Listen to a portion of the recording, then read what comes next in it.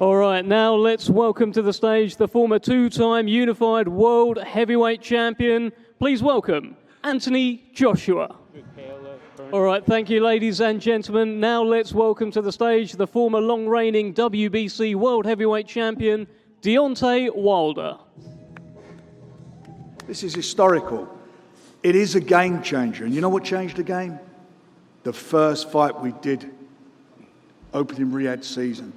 That was the key to the door. That has changed the whole face of boxing, and this could be the norm, and I believe it will be the norm. We're going to see these great fights. We're seeing people all like-minded working together now. We're all working together to make these fights happen. And you know why we're doing it?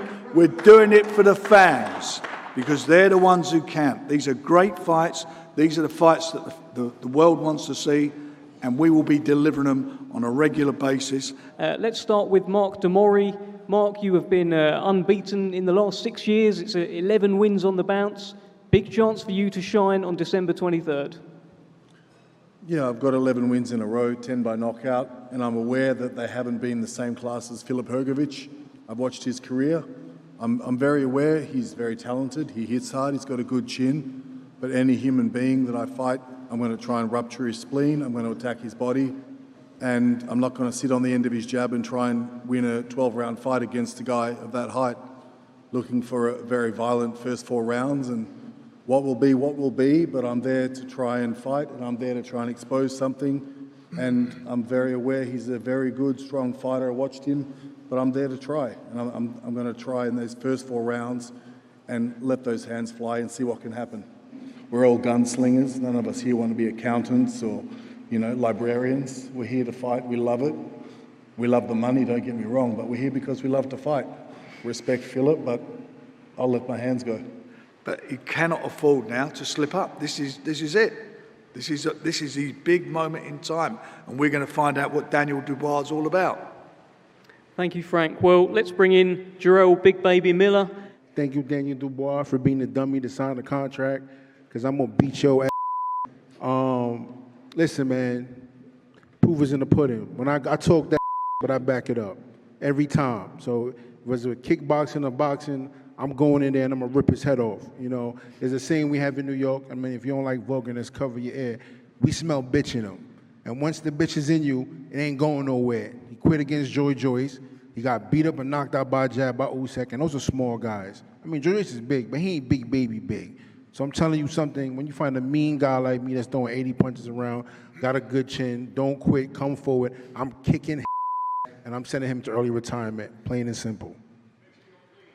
Okay, well, let's your mama, too. Let's actually bring in Daniel Dubois here. Daniel, you've just heard a lot of comments there. He says he's going to kick your ass. He's talked about doing all sorts of things to you on December 23rd. How does that sound? Excited for it, this is it. Big time boxing, baby.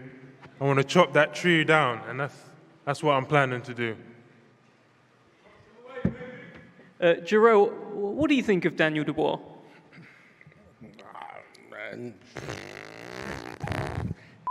Had a twin to be his face. It's plain and simple. I mean, listen, bro. Like I said before, we could talk the talk and walk the walk. I talk and I back it up. Like I said, I think his new trainer put the battery in his back, try to motivate him to get in there with the likes of me. You know what I mean? He was scared to fight Joseph Parker. I heard Joseph Parker moved too much for him, so he don't want to chase him around. So he thought because I'm inactive, he going to fight a big guy like me. But I come forward, and I'm just mean, hungry. And like I said before, there's nothing he's going to do to me that's going to bother me. I'm going to hit him with everything in the kitchen sink, and I'm going to send him back to his trainer, and I'm going to tell him, I told you so. So listen, plain and simple, come December 23rd, I'm going to kick your watch. Daniel, any response to that? That's Bring it on. Bring it on. Bring it on. I'm ready for it. I'm motivated for this fight. And, after that fight and the emotions that fight stirred up in me, I'm up for it. And I want to really go You're going to make him pay? Hey? You're going to make him pay for it? Oh, yeah. Good. Good. That's what we want. His promoter got to hype him up because he over there, he's stealing a bag of chips over there, boy.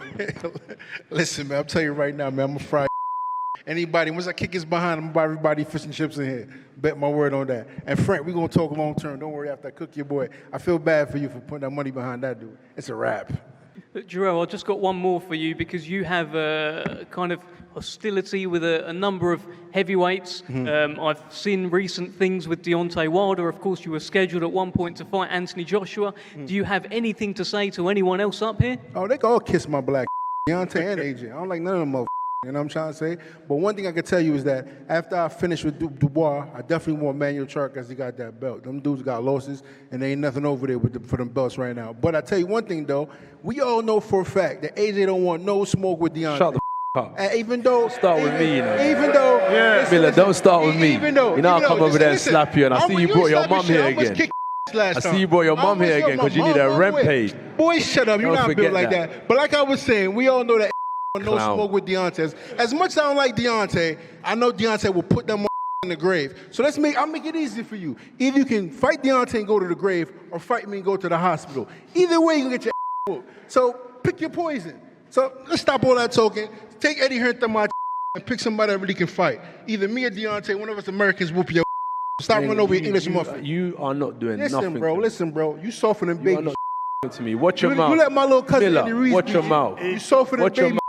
Stop running from me. Stop running from Watch your mouth. Deontay. Man up and fight somebody with a heartbeat, bro. Shut up. When people come to see heavyweight boxing, they come to see excitement. But most of all, they come to see knockouts. And one thing for sure, you know, when I come, that's what I come to deliver. I got everything I want and need in life. But to come back and to finish what I started, it's going to mean everything to me. To just put that little icing on the cake with everything else that I've accomplished, the statue that I have, and many more things that will come in the future. What do you think of Joseph Parker? This is a fight that was talked about a few years ago. Many times throughout my career, I didn't have the opportunity to have unification fights. I've delivered opportunity to guys, but the energy hasn't been returned back to me for various reasons. But, you know, God is good at the end of the day. And with Joseph Parker, you know, I think highly of him. He's an amazing human being, you know, as a man. And he's a great fighter as well. And it's going to be a remarkable feeling to finally be able to share the ring with him once and for all. Well, Deontay, I've heard you refer to your power as a blessing and a curse. What does that mean? I mean, it's a blessing because I have the ability to knock a single man out with one punch. You know, this is something that's been with me all my life, not something that's just been developed.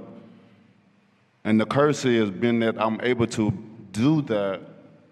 It allow people to shy away from me, to become fearful of what may happen, you know, when they fight against me. And sometimes that can be harmful to the business of boxing, because as fans, they just want to see the best fight the best, no matter what, win, lose, or draw.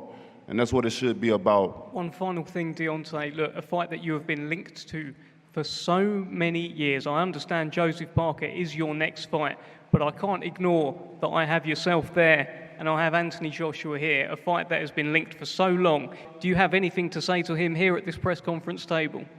You know, it's good to be in the same room with him, to see him face to face. You know, it's been a long time coming. I wish you nothing but the best, bro. And hopefully soon we can get it on in the ring and get the people what they want once and for all. But I wish you nothing but the best, even if it doesn't happen. But I believe it's going to happen. I believe it will. It's about that time. But even if it don't, I wish you nothing but the best, nothing less.